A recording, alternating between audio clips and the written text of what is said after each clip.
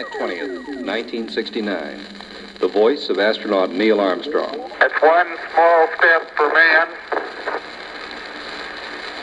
one giant leap for mankind. And astronaut Edwin Aldrin. I'd like to take this opportunity to ask every person listening in, whoever, wherever they may be, to pause for a moment and contemplate the events of the past few hours and to give thanks in his or her own way. And in orbit around the moon, awaiting a rendezvous with Armstrong and Aldrin, and a triumphant 240,000-mile return trip to Earth, Michael Collins. Roger, Tranquility Base. It sure sounded great from up here. You guys did a fantastic job. Shortly before liftoff, the three pilots are hosts at a Cape Kennedy press conference. Again, the voice of the mission commander, Armstrong. After a decade of planning and hard work, we're willing and ready to attempt to achieve our national goal. This is possible because very many Americans across the nation have dedicated themselves to quality, craftsmanship, and ingenuity.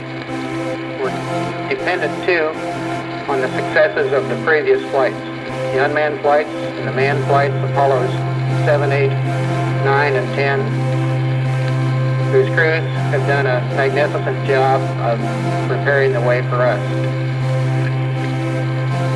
I'm sure this American ingenuity and American craftsmanship has given us the best equipment that can be made available. And we're very happy to be ready to fly. I guess we're ready for your questions. Do you harbor any fear, or how would you describe your attitude just before flight?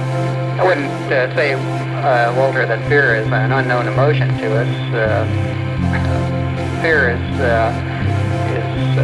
characteristic, particularly of a knowledge that there may be something that you haven't thought of and feel that you might be unable to cope with. I think our training and all the work that goes into the preparation for flight does everything it can toward erasing those kinds of possibilities. And I would say that as a crew, we among the three of us really have no fear of launching out on this expedition. Next question from Mr. Everett Clark of Newsweek magazine. I'd like to ask Michael Collins, the forgotten man of Apollo 11, if he could tell us exactly what he expects to be doing up in that command module at the time that Neil Armstrong steps out on the lunar surface. Well, primarily just tending the store, Mr. Clark. As you may realize, the command module is a very complex vehicle, and just to do nothing inside it requires a good deal of switch throwing and a certain amount of attention. So I expect to be keeping the command module ready for Neil and Buzz's return the next day, and I'll be quite busy doing that. Colonel Aldrin, would you be satisfied that you just achieved the successful landing and takeoff, but for some reason could not step out on the lunar surface and collect the first samples of the moon rock? Well, I think it's been fairly clearly stated that we're going to feel that we've accomplished a successful mission if we land men on the moon and return them safely. I believe that is the primary mission. As stated, we would like to add as much as we possibly can to this for the return from this flight, and also to maximize the benefits that will be able to be obtained from previous or the succeeding flights. We'd like to solve as many of their problems ahead of time and give them as much advice on how to get more return for our lunar flights. Three men, Armstrong, Aldrin, Collins. They made the Apollo 11 mission the most spectacularly successful of all the daring and courageous exploratory voyages in the history of mankind.